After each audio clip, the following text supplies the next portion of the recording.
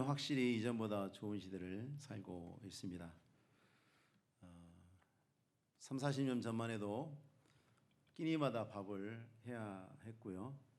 5, 60년 전에는 끼니마다 쌀을 만들기 위해서 벼를 찧어야 했죠. 이제는 밥통이 있고 세탁기가 있고 건조기가 있고 이제 스타일러까지 나오죠. 정말 꾸준히 발전해 왔습니다. 근데 여러분, 인간의 능력은 발전해 오지 않았습니다. 인간은 원래 가지고 있는 능력이 발전되지 않았습니다. 고대인들도 현대인들의 전혀 손색이 없는 지성과 재능을 갖추고 번뜩이는 일들을 굉장히 많이 해왔습니다. 사람들이 과거에는 무식했을 거다. 털도 덥수룩하고 무슨 마치 원숭이처럼 무슨 가죽 하나 걸치고 몽둥이 하나 들고 말도 못하면서 이렇게 다니는 그런 모습들을 우리가 고대인 그러면 떠올리는 이유가 뭐냐면 세뇌를 당해서 그래요. 많은 현장에서 TV나 아니면 무슨 박물관 같은 데 가면은 옛날에는 다 그렇게 살았다 이렇게 보여주는 그것들로 인해서 우리 머릿속에 이게 박혀 있는 거예요. 과거에는 원신이었을 것이다 라는 진화론의 그런 잘못된 선입견 때문에 우리가 우리 이전 시대에 살았던 사람들을 과소평가하는 그런 잘못된 생각에 오염되기 쉽습니다. 그렇게 되면 고대인들이 이뤄냈던 많은 놀라운 일들을 보면서 도저히 인정할 수 없는 거죠. 그래서 하는 말이 외계인이 했대. 외계인이 와서 이스토섬의 석상도 깎고 피라미드도 만들고 이상한 우리가 알지 못하는 그런 놀라운 일들을 보면 이건 외계인이 한 거죠. 어떻게 이게 고대의 사람이 만들 수 있느냐라고 그렇게 교만한 말을 하는 거죠. 옛날 사람이 어떻게 그런 걸 만드냐는 것입니다. 여러분, 중장비 하나 없이 사람의 힘만 가지고 피라미드에 그 엄청난 돌들 다 옮기고 다 작업을 했습니다. 똑똑했어요, 옛날 사람들도요. 고대부터 지혜롭고 총명한 존재였습니다. 아담을 생각해 보십시오. 지금보다 아담이 하나님께서 천지를 창조하셨을 때 훨씬 더 많은 종류의 동식물들이 살았죠. 지금은 갈수록 많이 멸종이 되고 있죠. 그 많은 동식물, 곤충들의 이름을 아담이 다 지었다고 창세기에 분명히 하나님이 기록해 놓으셨어요. 굉장히 머리 좋아야 됩니다. 지금 세계에 존재하는 모든 동식물들의 라틴어로 학명이 붙어 있는데 그 학명 붙이려고 세계적인 학자들이 모여가지고 머리 쥐어짜고 싸매가지고 만들어냅니다. 수많은 학자들이 오랜 세월 동안에 간신히 하는 작업을 아담 혼자 했습니다. 결코 어리석거나 미련하지 않았습니다. 처음부터 인간은 언어를 사용하는 존재였고 도구를 사용하는 존재였습니다. 단지 다른 게 있다면 인간들이 모여서 살아가는 사회 구조나 법의 체계나 이런 것들이 과거보다 현재가 훨씬 더 복잡하고 세밀하게 발전된 것은 맞죠. 맞아요. 그 이유를 찾으면 여러 가지 요소들을 언급할 수 있겠습니다만은 항상 보면은 체계의 빈틈을 찾아서 그것을 악용하는 사람들이 늘 있어 왔거든요. 그래서 그걸 보면 얄미운 거예요. 저 분명히 나쁜 짓인데 법으로 걸 방법이 없네. 그럼 법을 만들자. 저런 사람들 처벌할 법을 만들자. 그렇게 해서 법이 발전되어 왔어요. 대부분의 서민들은 다 법을 잘 지키고 그죠, 살죠. 가장 법을 안 지키는 사람들이 법 공부한 사람들이에요. 그건 다 아는 사실이지 않습니까? 가장 법을 안 지키는 사람, 어떻게 법을 안 지켜야 법에 안 걸리는지를 알아요. 그래서 그런 빈틈을 메우기 위해서 법이 더 많아지고 더 세밀해지고 조항들이 더 복잡해지는 겁니다. 그런 의미에서 인간의 지식은 축적되고 사회는 더 복잡하게 발전되어 왔습니다. 이건 우리가 하나님을 섬기는 종교 영역에도 마찬가지예요. 제가 그 말씀을 드리려고 이야기하는 거예요. 하나님이 처음에는 꿈과 환상을 주셔서 하나님의 뜻을 보여주셨는데 시간이 지나다 보니까 하나님이 말씀하시지도 않았는데 나도 꿈 봤다. 나도 하나님을 환상 속에 봤다. 이런 이상한 사람들이 가짜들이 막 나타나기 시작하는 거죠. 그래가지고 정말 하나님의 뜻을 전하는 사람들을 통해서 하나님이 알리시고자 하는 것들을 회방을 놓는 거예요. 그러니까 하나님께서 안 되겠구나, 말씀으로 주시는 거예요 이제는. 왜냐하면 말씀은 누가 봐도 다 똑같은 말씀 아닙니까? 그래서 두 사람 간에 분쟁이 생기면 서류 갖고 와서 이렇게 또 판단하고 하지 않습니까? 그런 것처럼 이제 하나님이 말씀을 주셨어요. 기록된 성경을 통해서 자, 이것이 진리다.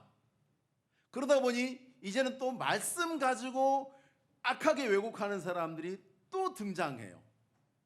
그러니 그 사람들에게 맞서기 위해서 요한 사도나 바울 사도가 그것은 거짓이고 또 맞서기 위해서만 이렇게 성경을 씁니다.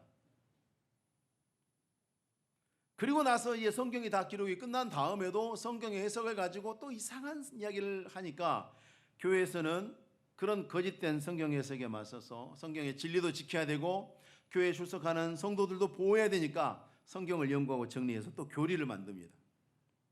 속지 마라, 그 말은 그 뜻이 아니고 이런 것이다 라고 또 가르쳐 줍니다. 우리가 그래서 교리를 배워야 되는 이유가 뭐냐면 이 성경 말씀을 가지고 사람들을 교묘하게 미혹하는 일에 능숙한 사람들이 예전부터 있어 왔고 지금도 많습니다. 그런 영적인 이단들과 싸워서 성경 진리를 지키기 위해서 투쟁했던 선한 결과물이 교리입니다. 오늘 본문의 말씀도 이게 어떤 특정한 사람들이 없었으면 기록하지 않았을 내용입니다. 근데 누구 때문에 이런 내용이 나오게 됐냐면 마르시온이라는 이단이 있었습니다. 마르시온. 이 사람들이 무슨 이야기를 했냐면 구약의 하나님을 봐라. 구약에 보면 뭐 다 죽여라, 다 불태워라, 뭐 하나도 남겨두지 마라. 구약의 하나님은 참 증오에 찌들은 하나님이다. 수준이 낮다. 근데 신약의 하나님은 봐라. 얼마나 자비롭고 사랑이 풍성하신 분이냐. 수준이 높다. 구약의 하나님은 수준 낮은 신, 신약의 하나님은 수준 높은 신. 이렇게 가르친 거예요. 사람들이 생각해 보니까 말이 맞는 것 같아. 왜 구약에 하나님께서 저들을 진멸하라 뭐 그런 말씀이 많이 나오잖아요. 근데 예수님은 한 번도 그런 말씀 안 하시니까 예수님이 훨씬 수준이 높네, 신약이 훨씬 수준이 높네. 사람들이 혹했습니다.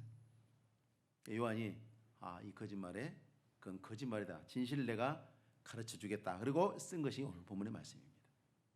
7절에 보니까 사랑하는 자들아, 내가 새 계명을 너희에게 쓰는 것이 아니라 너희가 처음부터 가진 계명이니 옛계명이니 이 옛계명은 너희가 들은 바 말씀이거니와 다시 내가 너희에게 새 계명을 쓰느니 그에게와 너희에게도 참된 것이다.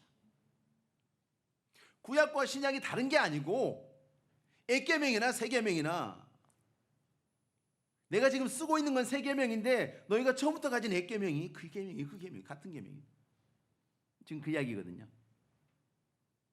구약과 신약이 다른 게 아니다. 어떻게 다를 수가 있느냐? 하나님이 한 분이신데. 하나님은 사람에게 말씀할 때 무슨 일을 하시든지 경우에 따라서 필요에 따라서 그때 달라요? 아니죠. 하나님은 사람은 그래요. 근데 하나님은 경우에 따라 말씀을 바꾸시는 그런 신이 없는 분이 아닙니다. 신이 없는 건 인간이죠. 안 했다 그러고 오리발 내밀고 기억이 안 난다 그러고 다 인간이 해요. 하나님은 그렇지 않습니다. 심지어 인간들이 머리를 싸매서 만든 법률도 맨날 바뀌어요, 여러분. 맨날 바뀌어요. 성경은요, 한 번도 바뀐 적이 없습니다. 한 글자도 바뀐 적이 없습니다. 낙장불입이 화투판에만 있는 게 아닙니다. 하나님은 한 번 써놓으신 글자를 바꾸신 적이 없어요. 창세기부터 계시록까지. 딱 쓰시고 점 딱 찍으면 끝. 여기에다가 1.1획도 보태고 빼고 하지 마라. 그게 하나님. 왜? 하나님 거짓말하는 분이 아니고 하나님이 하신 말씀은 언제나 완전하기 때문에 그렇습니다. 하나님은 사람이 아니시니 거짓말을 하지 아니시고 인생이 아니시니 후회가 없으시도다. 어찌 그 말씀하신 바를 행하지 않으시며 하신 말씀을 실행하지 않으시랴. 이게 하나님. 사람은 우리는 믿음이 없을지라도 주는 일에 항상 믿으시니 자기를 부인하실 수 없으리라. 우리는 믿음이 없어요. 세상 못 믿을 게 사람이에요. 그러나 하나님은 항상 한결같다. 태초로부터 지금까지 모든 사람에게 잘난 사람 못난 사람 배운 사람 못 배운 사람 다 똑같이 대주죠. 남자 여자 다 똑같이 대주죠. 종이나 자유자나 다 똑같이 대주죠.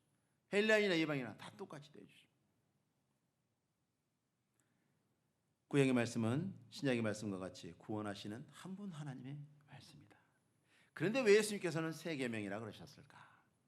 요한복음의 13장 34절에 새 계명을 너에게 주노니 서로 사랑하라. 내가 너희를 사랑한 것 같이 너희도 서로 사랑하라. 그리고 마태복음에서는 또 네 이웃을 사랑하고 내 원수를 미워하라 하였다는 것을 너희가 들었으나 나는 너희에게로 너희 원수를 사랑하며 너희를 박해하는 자를 위하여 기도하라. 사도 요한은 새 계명, 옛 계명 이렇게 이야기를 하는데 예수님의 말씀하고 충돌하는 것일까요? 사도 요한은 새 계명이 옛 계명이요 옛 계명이 새 계명이다 그랬는데 예수님께서는 내가 새 계명을 주겠다. 충돌하는 거 아닙니다. 다 같은 하나님이 주신 같은 말씀이고 같은 진리입니다. 근데 달라 보이지 않습니까? 예수님께서 너희가 들었으나 너희 형제를 사랑하고 원수를 미워하라는 것을 너희가 들었으나 이것은 성경 말씀이 아니라 유대인들이 자기들끼리 그렇게 가르치고 이야기하는 것을 말씀하는 거예요. 너네 그렇게 보고 듣고 자랐지? 그거 틀린 거야. 그러면 구약과 신약이 뭔가 좀 달라 보이는데 그게 무슨 차이일까?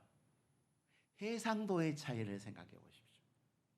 어제 저녁에 노을이 멋있었어요. 그렇죠? 그래서 막 카톡에 사진들 찍어가지고 막 이렇게 동네 구름이 멋있었어요. 막 이렇게 많이들 올리시더라고요. 정말 뭐 사진 작가가 찍은 것처럼 핸드폰 카메라로 찍어도 그렇게 이쁘게 잘 나와요. 여러분 20년 전 한번 생각해 보세요.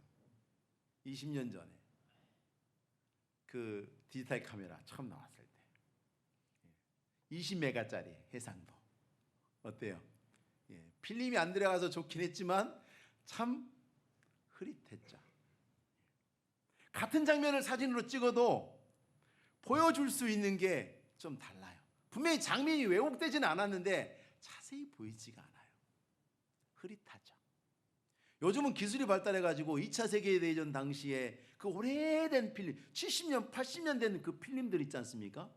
뭐 1차 세계대전 때 찍은 필름들 그걸 다 칼라로 또 만들어내더라고요. 야, 기술이 좋아요. 깨끗하게 해가지고 칼라로 탁 해가지고 보면은 마치 그 현장에서 보는 것처럼 그렇게 복원을 해놔요. 기술이 많이 좋아졌죠. 바로 그런 겁니다. 구약 성경의 말씀이 틀린 건 아니에요. 근데 신약 성경이 구약 성경의 뜻을 더 완전하고 분명하고 세밀하게 드러내 준다는 데 있어서 새 계명이죠. 새로운 것 같지만 구약에 사람들이 혼란을 일으킬 만한 언뜻 자세히 보이지 않아서 혼란스러워할 만한 부분들을 그건 이거다라고 보여주시는 겁니다. 그래서 우리가 구약 성경 읽을 때 신약 성경을 통해서 완전히 드러난 하나님 말씀을 가지고 구약을 해석해야 되고요. 그리고 신약을 이해할 때는 구약을 보면서 이해를 해야 또 잘 보입니다. 신약 성경이 기록되어서 더 이상 이제 새로운 계시의 말씀이 없고 계시가 종결되었죠. 그리고 신구약이 서로 이렇게 신약은 구약을 지지해주고 구약은 신약을 통해서 또 지지를 받고 이러면서 우리가 성경을 읽어야 합니다. 같은 계명이니까 같은 하나님이 주신 거니까요. 명심해야 됩니다. 그리고 하나님께서 본문에게 말씀하시고자 하는 옛 계명과 새 계명의 변함없는 중심이 뭐냐? 사랑이죠. 하나님을 사랑하고 이웃을 사랑하는 것, 구약의 모세율법을 대표하는 십계명의 핵심 뼈대가 뭡니까? 하나님 사랑, 이웃 사랑, 결국은 사랑이죠. 레위기 19장에 원수를 갚지 말며 동포를 원망하지 말며 내 이웃 사랑하기를 내 자신과 같이 사랑하라 나는 여호와니라. 맞는 말씀이잖아요. 똑같은 말씀이잖아요. 그런데 유대인들이 이 말씀을 딱 보고는 무슨 생각을 했냐면 내 이웃을 사랑하라고? 누가 내 이웃이지? 이웃과 이웃 아닌 사람을 분류하기 시작했어요. 하나님 그렇게 말씀 안 하셨는데 그냥 내 이웃을 사랑하라 그랬는데 이웃과 이웃 아닌 사람을 분류하기 시작했어요. 선한 사마리아인 이야기 나오는 바로 율법 교사가 잘 보여주죠. 누가 내 이웃입니까? 라고 물었어요. 내 이웃을 사랑하라 그랬더니 누가 내 이웃입니까? 그랬어요. 그래서 예수님께서 선한 사마리아인 이야기를 해주시는 거죠. 상대방이 나를 원수로 여긴다고 하면 내가 그 사람을 사랑해도 우리 관계는 무슨 관계가 돼요? 원수 관계가 된다고 저번에 말씀을 드렸죠. 내가 아무리 잘해도 상대방이 나를 미워하면 나는 두 사람 사이는 원수 관계가 되죠. 그래도 상대방이 나를 원수로 여겨도 내가 상대방에게 사랑을 베풀면 나는 그 사람의 이웃이 되는 것이고 그래야 한다는 것이 예수님의 말씀이죠. 극단적으로 누가복음 10장에서 그 상황을 이렇게 정리하죠. 자, 네 생각에는 이 세 사람 중에 누가 강도 만난 자의 이웃이 되겠느냐? 자, 유대인이 강도를 만났어요. 근데 같은 동족 유대인 제사장과 레위인은 그냥 보고 지나갔어요. 근데 유대인의 원수, 평소 이 유대인이 미워하고 원수 취급했던 사마리아 사람이 도와준 거예요. 그리고 율법 교사한테 물어보시는 거예요. 자, 이 강도 만난 사람의 이웃이 누구지? 근데 참 사람이 선입관에 사로잡히면 이게 무섭습니다. 이 율법 교사가 뭐라고 대답해요? 사마리아 사람입니다 라고 대답했나요? 아니요. 절대 그렇게 대답 안 해요. 왜? 밉거든. 원수거든.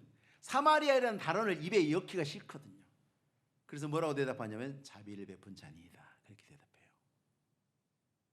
그 심정이 들여다 보이시죠? 맞기는 맞는데 대답을 해야 되겠는데 사마리아라고 말하기는 너무 싫은 거예요. 짜증나는 거예요. 그래서 자비를 베푼 자니이다. 여러분, 사마리아 사람 이게 쉬워요. 자비를 베푼 자니이다라고 말하는 게 쉬워요. 쉽게 말 안 하고 어렵게 하잖아요. 그 단어를 그만큼 미워하는 거예요. 그만큼 미워하는 거예요. 알면서도 말을 그렇게 하는 거예요. 강도 만난 사람은 평소에 이 사마리아 사람을 그렇게 사마리아 사람들이 유대인 미워하는 것보다 사실 유대인들이 사마리아 사람들을 너무 미워했죠. 잡종이라고 소위 말하면 미워했어요. 이방인들과 피가 섞여서 잡종이라고 그러면서 쳐주지도 않았어요. 미워했어요. 근데 그 원수지간인 강도 만난 유대인을 사마리아 사람이 사랑으로 도와줬다는 거죠. 그래서 예수님께서 율법교사에게 자, 누가 이웃이냐? 자, 사마리아인이 강도 만난 유대인의 이웃이다 라는 대답을 끌어내죠. 그리고 너도 가서 그렇게 해라. 모든 사람의 이웃이 되라. 내 이웃을 사랑하라. 누가 내 이웃입니까? 그냥 모든 사람의 네가 이웃이 되면 돼. 그 얘기는 뭐냐면 모든 사람을 사랑하라. 네 주변에 있는 모든 사람을 사랑하라는 뜻이에요. 네가 모든 사람의 이웃이 되라는 얘기는. 마태복음 5장 43절 44절에 나는 너에게 이르노니 너희 원수를 사랑하며 너희를 박해하는 자를 위해서 기도해라. 이 말씀으로 더욱 선명하게 또 세밀하게 드러나죠. 그러니까 옛 계명에는 사랑의 대상에 원수에 관한 기록이 없어서 유대인들이 원수에 관한 항목을 만들려고 하니까 스톱. 그 항목 만들지 마. 모든 사람이 다 네 이웃이야. 이웃과 이웃 아닌 사람이 있는 것이 아니라 다 네 이웃이야. 그렇게 가르쳐 준 거죠. 그러니까 세밀하고 분명하게 확장된 것이지만 바뀐 것은 없어요. 바뀐 것은 없어요. 그런데 이 원수를 포함해서 형제를 사랑하는 것은 우리가 구원받기 위한 계명이 아니라 구원받은 자들에게 주시는 계명. 구약의 율법은 구원받기 위해서 지킨다고 생각하는 것은 유대인들이 착각이었죠. 구약이나 신약이나 믿음으로 구원받고 은혜로 구원받는 건 똑같아요.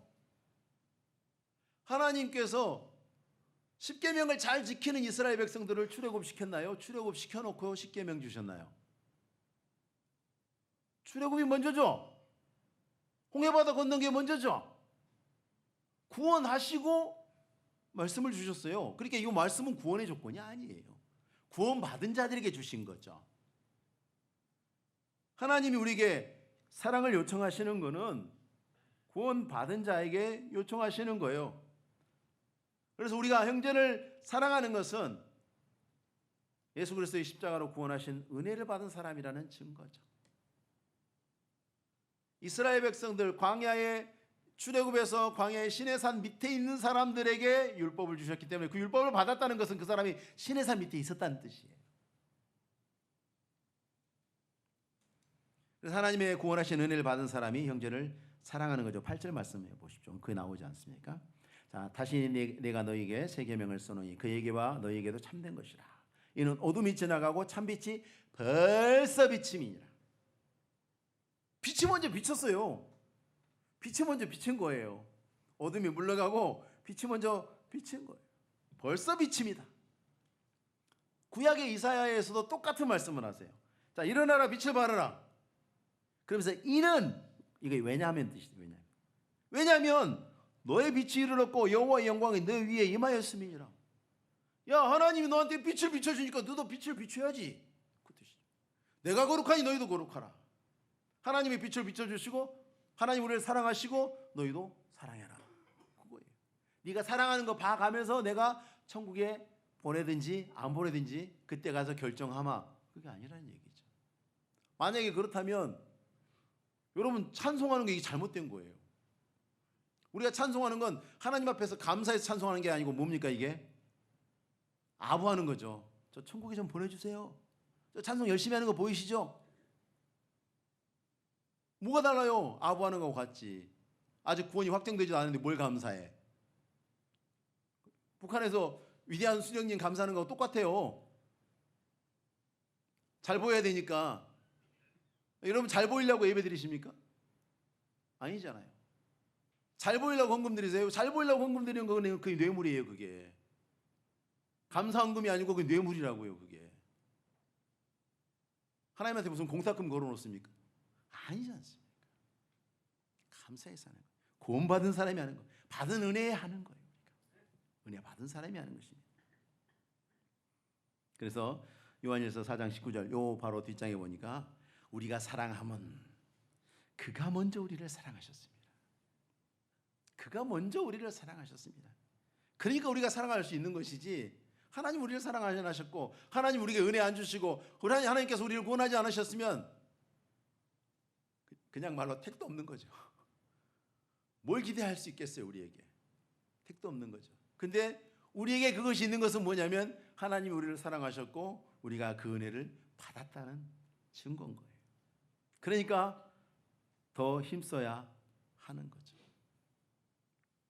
우리가 사람이라는 사실이 확실하기 때문에 아무렇게나 살지 않고 사람답게 살려고 노력하는 것 아니겠습니까? 사람이니까 사람답게 살라고 하는 거죠.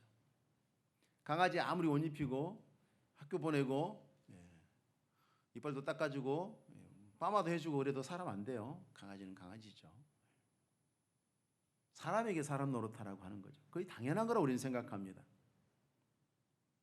대한민국 국민들 수준이 이제 와 세계적인 선진국 수준이다. 다른 나라들이 그렇게 말하니까 우리가 벌써 마음에 부담이 되잖아요. 야 나중에 코로나 끝나서 해외여행 가면 말과 행동을 똑바로 해야 되겠구나. 그런 부담감을 갖지 않습니까? 똑같은 겁니다. 우리가 하나님의 빛을 받고 은혜를 받고 사랑을 받았으면 우리도 예수님처럼 형제를 사랑하고 사랑하기 힘쓰는 사람이 되는 것 마땅한 것이고 그 마음에 거룩한 부담이 있는 게 정상이에요. 정상이에요. 그런데 왜 또 이야기를 하게 된 또 다른 이단들의 억지 주장이 있었습니다. 영지주의자라는 사람들이 있었는데 이 영지주의자는 뭐 하는 사람들이냐면 자기들만 특별한 하나님의 빛을 받았대. 자기들만. 이것들아 우리는 너희하고 수준이 달라 이것들아. 그러면서 직접 하나님에게 계시를 받아서 너희가 모르는 영적인 비밀한 지식을 우리는 알고 있는 사람들이야. 것이 됐죠. 근데 도덕적으로 봤을 때 전혀 거룩하지 않았어요. 이 사람들은. 더 정확하게는 형제 사랑하는 일에 관심이 없었어요. 빛을 받았다는데 하나님의 은혜의 비밀을 알았다는데 형제 사랑하는 일에 관심이 없어요. 여러분 형제를 사랑하는 일에 관심이 없었다는 것은 그들이 형제를 공개적으로 드러내놓고 미워했다는 뜻이 아닙니다. 만약 그랬다면 교회나 성도들이 이 사람들 구별하는 일 너무 쉬웠겠죠. 저 사람 맨날 인상 쓰고 다녀. 저 사람 맨날 다른 사람에게 악담해. 맨날 화내. 왜 저런지 몰라.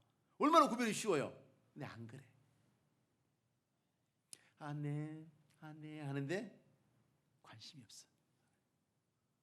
눈이 퉁퉁 부었으면 집에서 부부싸움을 했나 보다. 뭐 밑에 눈에 다크서클 있으면 힘든 일 있나 보다. 그래서 뭔 일 있냐 물어보고 몸은 괜찮냐 물어보고 이렇게 관심을 좀 가져야 되는데 관심이 없어요. 여러분 형제를 미워하는 것처럼 보이진 않아요. 근데 이 영지주의라는 사람들은 형제 사랑을 실천하는 일에 형제를 사랑하는 일에 전혀 관심이 없었어요. 형제를 사랑하거나 형제를 미워하는 거 말고 형제를 사랑하지도 않고 미워하지도 않고 그냥 관심 없는 그런 중립적인 상태는 존재하지 않아요. 하나님 인정하지 않습니다. 예를 들어 볼까요? 엄마가 자녀가 있는데 애가 속옷을 갈아입는지, 학교 가는 준비물을 하는지, 양치는 했는지, 세수는 했는지, 머리는 감았는지, 어디는 아픈지 신경도 안 쓰면 미워하지 않는 건가요? 꼭 엄마가 애를 발로 차고 꼬집고 때려야 미워하는 겁니까? 어떻습니까, 여러분? 부모가 자녀를 돌보지 않으면 아동 학대로 분류합니다. 부모가 자녀에게 관심이 없으면 아동 학대로 분류해요. 학대예요, 그거는. 학대죠? 맞습니다. 학대예요. 우리가 교회 안에서 형제에 대해서 관심이 없고 사랑을 베풀지 않으면 그건 학대하는 거예요. 그게 바로 형제를 미워하는 거예요, 여러분. 뭐 복잡하지 않습니다. 그건 스스로 어둠 속에 있는 사람이라는 증거라고 이야기합니다.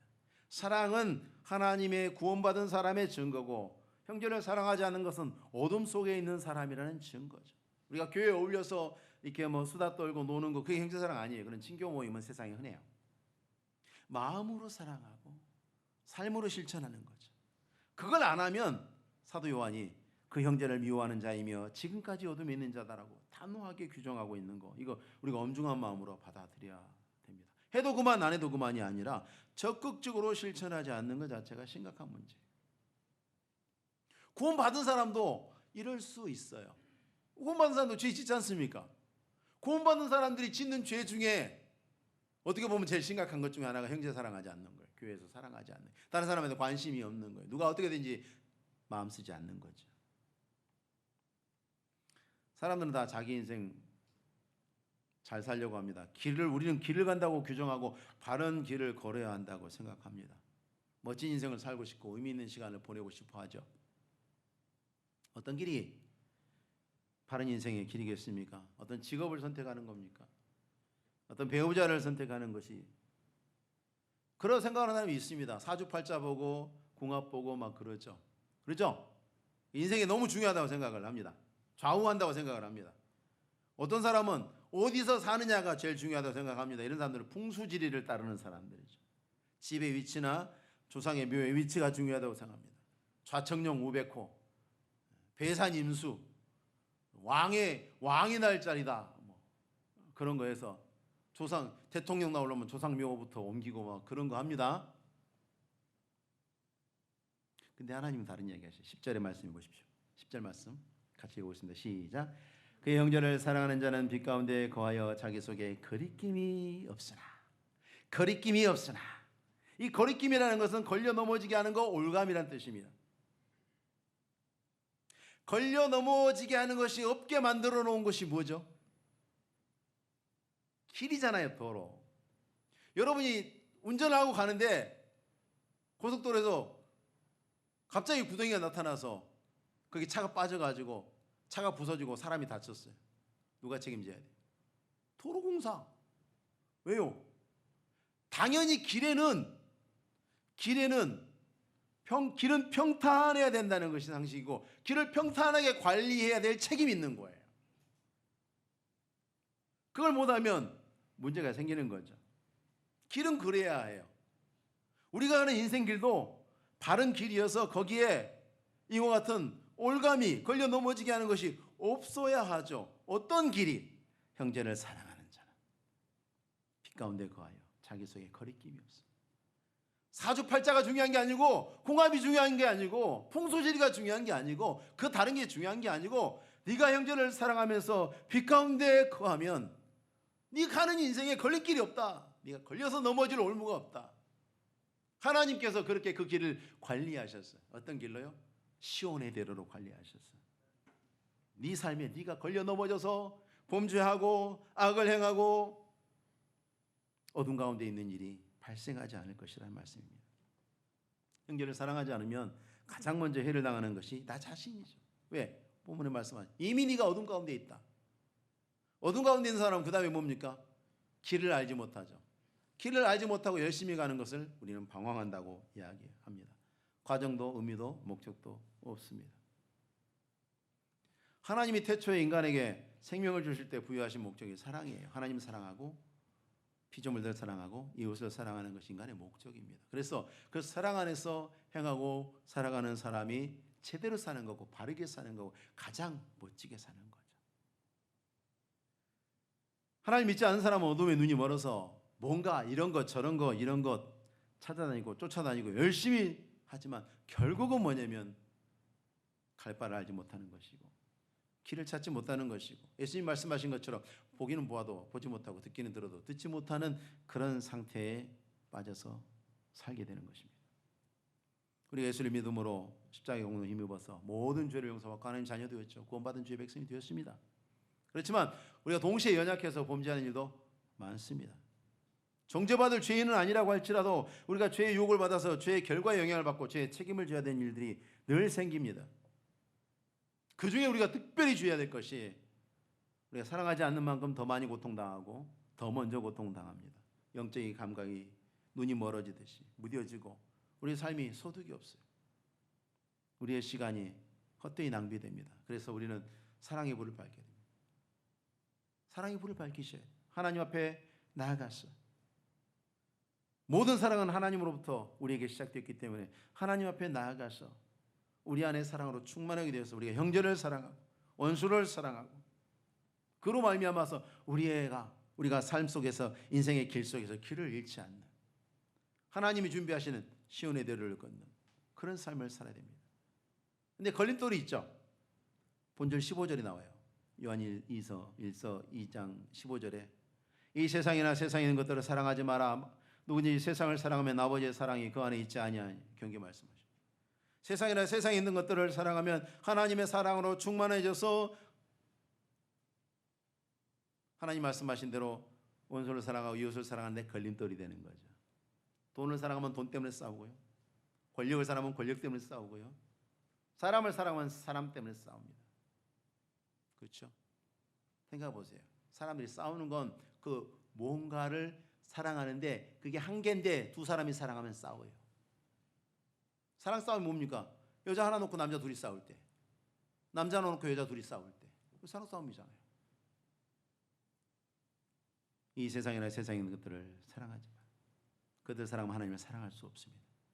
오직 하나님으로부터만 부어지는 그 사랑으로 우리가 실천하며 살아갈 때에 내가 알지 못하는 것들을 하나님이 준비하시고 채워주시는 복이 내게 채워지는 것이고 내 삶의 걸음이 내가 계획하고 준비하고 바라보고 나아가지 않아도 하나님이 준비하시는 평탄한 걸음이 될 것을 에베소서 3장 18절 19절 말씀 같이 한번 읽어보겠습니다. 시작.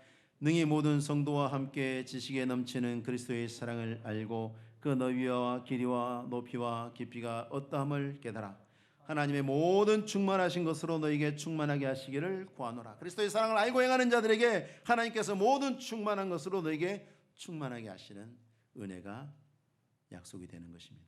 잊지 마시고 우리의 모든 삶 속에 하나님의 사랑이 나로 말미암아 실천되고 하나님의 은혜가 내게로 충만하게 부어지는 역사가 있으시기를 주의 이름으로 축복합니다. 기도하겠습니다. 하나님 아버지, 사랑이신 하나님께서 태초에 모든 것을 지으시고 사랑하셨으나 범죄함으로 다툼과 미움과 시기가 이 세상에 들어와서 우리의 삶을 피폐하게 만들고 우리의 인생의 길을 어지럽게 만듭니다. 하나님이여, 우리가 깨닫게 하시고 정신을 차리게 하시고 무엇으로도 아니라 오직 하나님을 사랑을 실천함으로 말미암아 우리의 걸음이 걸리는 것이 거리낌이 없게 하시며 또한 하나님께서 모든 충만한 것으로 충만하게 하시는 은혜를 주실 줄로 믿사오니 하나님이여, 우리는 이와 같이 주를 사랑하고 이 세상에 하나님이 허락하신 모든 것들을 사랑하며 나아가는 복 있는 종들로 살게 하옵소서. 감사를 드리며 예수님의 이름으로 기도하옵나이다. 아멘.